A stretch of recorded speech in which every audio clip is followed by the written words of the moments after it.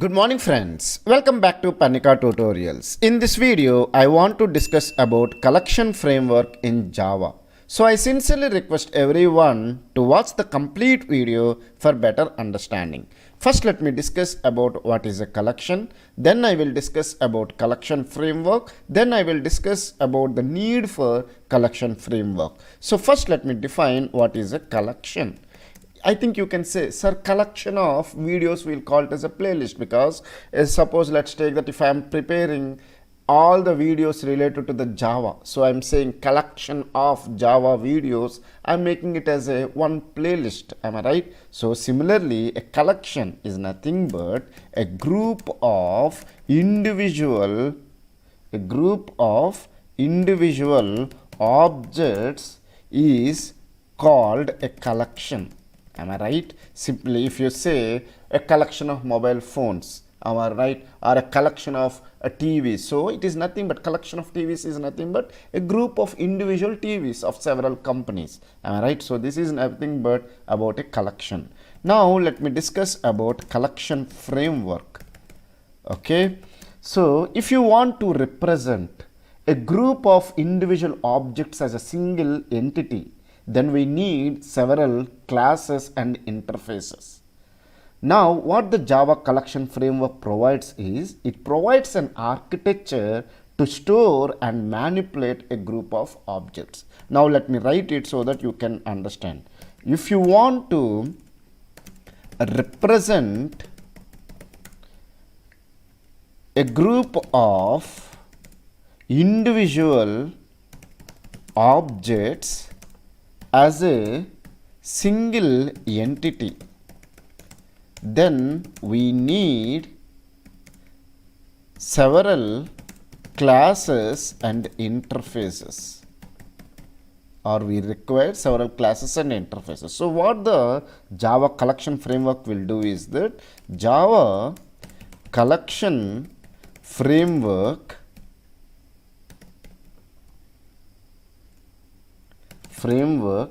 provides an architecture. It provides an architecture to store and manipulate a group of objects. Okay. So what the Java framework consists of?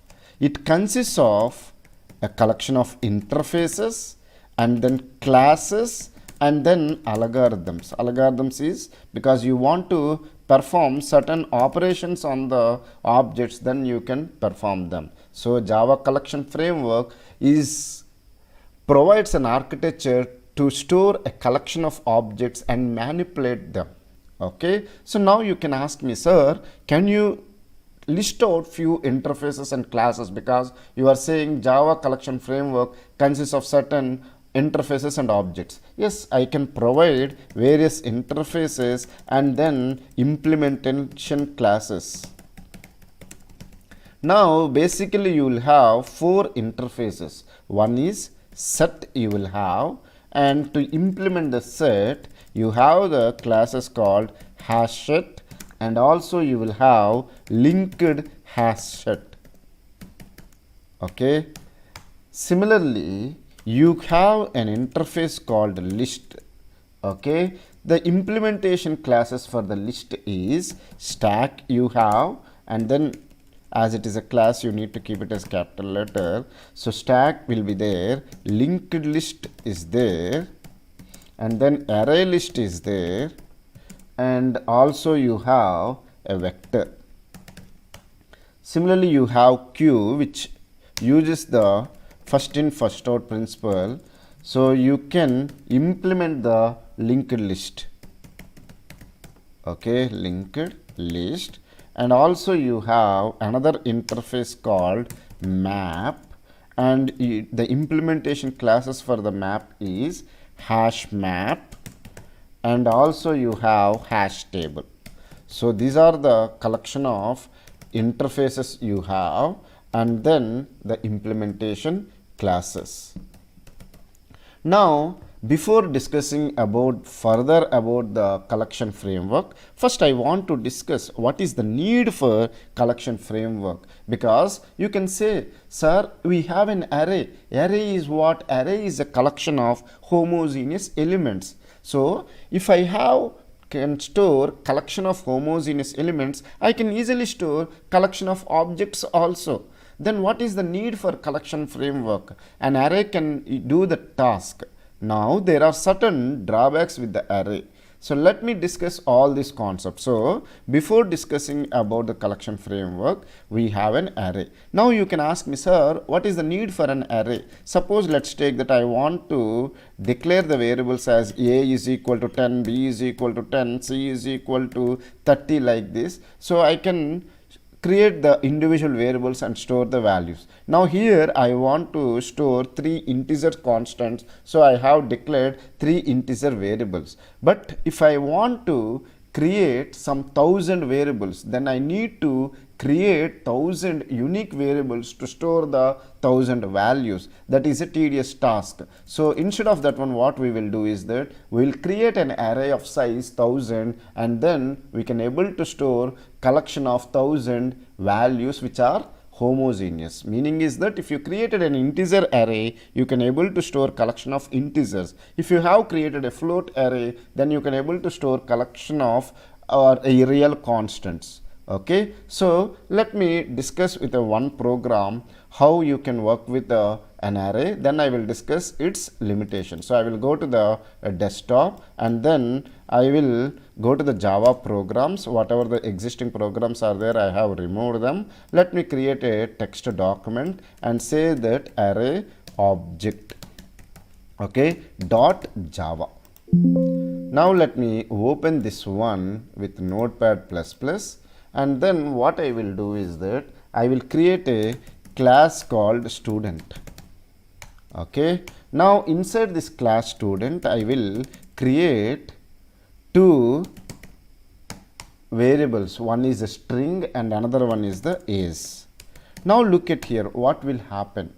Now if I want to store collection of students, their name and age, then for storing their name and for storing their age, I need 2 variables. So if like that there are 60 students are there, let's take that 60 students are there. If 60 students named and age I want to store, then totally I need 120 variables are required. Am I right? If I want to store 60 students name, age, okay, their roll number, their address, their father name and mother name. Let's take that I want to store 6 attributes for each student. Then 60 students and 6 attributes. So totally you need to store 360 information. Then you need to create 360 unique variables. So instead of that one, what we can do is that we can create a class, okay, consists of all the attributes. Attributes is nothing but your variables. Okay, then for those class you can create an object. I will say I will create an object called S1 for this student class. Now S1 will have his name. Let's take that Parnika is the name and age is 5. So with the help of 60 objects, I can able to store 60 students information. Then what I will do? I will create an array of class called student, and I will store all these student objects. Okay, so that is the task I can do with this program. So I have created a class called student, and then I have created 2 variables called name and age. One is a string type, another one is an int type. Then what I will do is that I will use a constructor, okay, name, and then int age. Then I will write here this dot name is equal to name, and also this dot age is equal to age. Now let me close this one. Let me create the main class, which is array object, and then here I will write public static void main, and then string args Now what I need to do, I need to create the object. So how many objects here I will create? I will create 5 objects of the class student. So how to create an object? You need to write the class name, and then you need to write the object name, then new class name, and then what are the values you need to pass? You need to pass the name, which let's take that Parnika, age is 5. Okay, similarly I will create such 5 objects. So let me copy this one and paste it. So I'll create the object S2, object S3, object S4, object S5. Let me create the name as Parnika, and then Ravi, okay, then Rajesh, okay, Ramesh, okay, and then Santosh. And let's take the age is 15, 25, 35, 45. So I have created the objects. Now all these objects where I need to store? I need to store it in an array. Am I right? Which array? A student array. So I will create one student type array, and the name of the array is students. Okay, I will create like new, then student. Okay, how many objects I want to store? I want to store 5 objects, so I have created an array of size 5.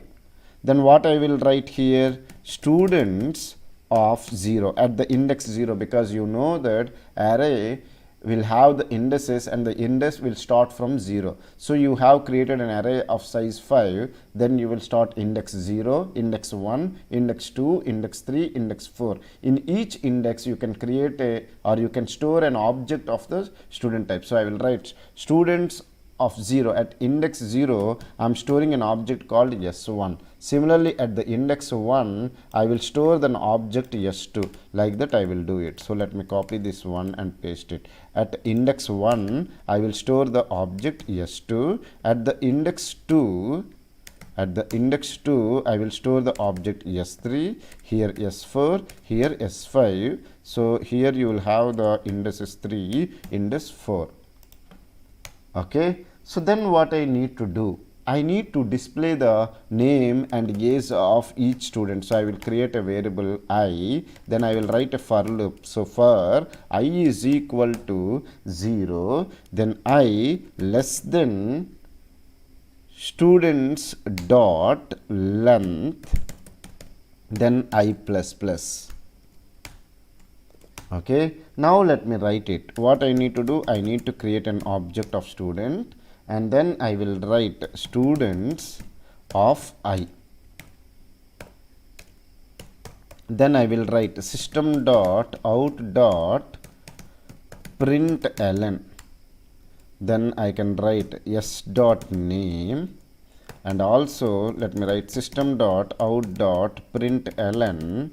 I will write s dot is. Okay, let me write here the student name is,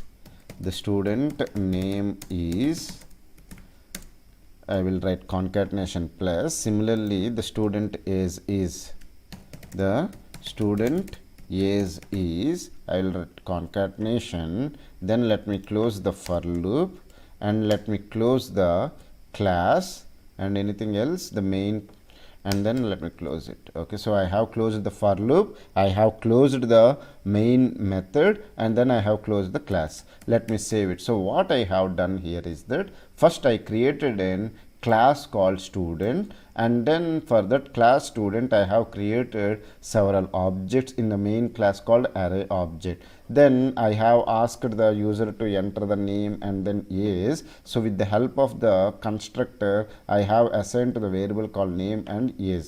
Then what I have done, I have created an object, I have created an array of students, means the name of the array is students and the size of the array is 5, which is able to store an object of a student class. So then I have written students array. At index 0, I have stored an object S1, object S2, object S3, object S4 and object S5. So I have able to store collection of objects of the class called student. Then I have retrieved the values. Now let me compile and run the program. So what I will do, I will open the command prompt, and you know that all our programs will be there in the desktop Java program. So I will go to that folder and then I will compile Java C array,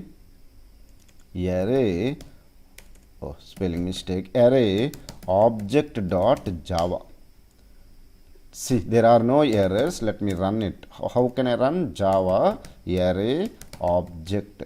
Okay, see, we got the output. The student name is Parnika, the student age is 5, the student name is Ravi, the student age is 15. Like that we got the output. But what is the issue with this? An array, because array is also able to store collection of objects. But the issue is, if you have created an array of student type, then you can able to store collection of objects for the class called student. Let's take that you have created another class called faculty. Let's take that you have created another class called faculty. For this class called faculty, you have created an objects. You cannot store the faculty objects in the student array, because this students array is of type what? Student type. So if it is a student type, you can able to store collection of objects of the student type only, because an array is a collection of homogeneous elements. So this is the one drawback with the array. And another drawback is that it is a static memory allocation. Meaning is that you have created an array of size 5, then you can able to store a maximum 5 objects or 5 values only. Okay, at the runtime, either you want to increase or decrease, that is not possible with the array. Dynamic memory allocation is not possible with the array. So this is the second drawback. Let me write all the drawbacks here. The first drawback is that homogeneous nature or similar type of elements only we can store in the array. And second drawback is static memory allocation. During the compilation time only, you need to provide the size of the array. Accordingly, you can able to store the elements. Okay, static memory allocation, not collection. I'm really sorry. So that is the second drawback. You cannot either increase or decrease the size of an array during the runtime. And third drawback is you cannot perform the operations, like suppose I want to create one more object. Let's take that I'm creating an object S6. Let's take that at index 0 you have object S1, at index 1 you have object S2, S3, S4, S5, like this. So at particular index you have the object. Now you want to create an object S6, and that S6 you want to place between S1 and S2. Meaning is that at 0th index right now you have the object S1. Now at the first index you want to keep the S6, then from the second index S2, like that you want to do the insertion in between. Means you have objects S1, S2, S3, S4, S5 at the index 0, 1, 2, 3, 4, 5, not 5, 0, 1, 2, 3, 4 respectively. Now you want to keep the object S6 at index 1, and S2, S3, S4, S5 you want to shift. That is not possible with the array. Similarly, if you want to perform sort of all the elements in an array, then what you need to do? You need to write the program for it, or you have to create a method where you can perform the sort. So all these things is a difficult task for you. But however, in collection, okay, framework, you have the interface and the implementation classes. So if you want to work with the set, then what you need to do, you can either go for the HashSet or LinkedHashSet, and then already several methods are there. Using those methods you can perform various tasks, like you have the add method. Using the add method you can add the elements to the set. Okay, if you want to add at a particular index also, you can do. Similarly, if you want to remove any element, then you have the remove method. So already predefined methods are existing, so you can utilize them and work with the collection framework. But however, that is not possible with the array. I hope you have understood what is a collection framework and what is an array, what are the limitations with the array. So with this one, I hope you have understood the need for the collection framework. In the next video, I will discuss much about the set, and then how can you implement the interface set with the help of the classes called HashSet and LinkedHashSet. If you still have any doubts related to this concept, feel free to ask me in the comment section. I will try to clear your doubts as early as possible. Thank you for watching the complete video. Have a nice day.